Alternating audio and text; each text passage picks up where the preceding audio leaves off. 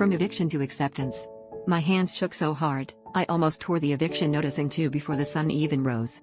That morning, the walls of my childhood home felt thinner than ever, and every shadow whispered uncertainty.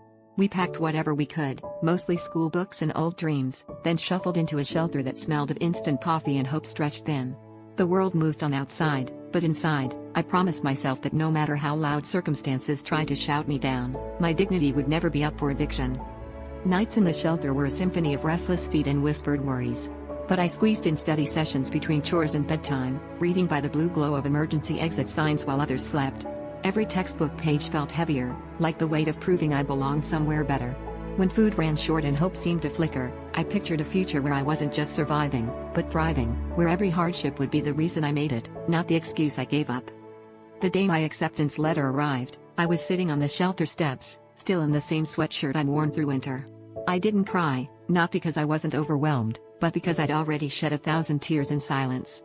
Instead, I ran my fingers over the college logo, knowing that piece of paper was more than an entry, it was an escape route I'd carved with grit and persistence. What I've learned is that where you start does not define where you finish. Life will hand you eviction notices, closed doors, and nights that feel impossible. But if you let adversity sharpen your resolve instead of dim your spirit, you can turn every setback into the first line of your own comeback story.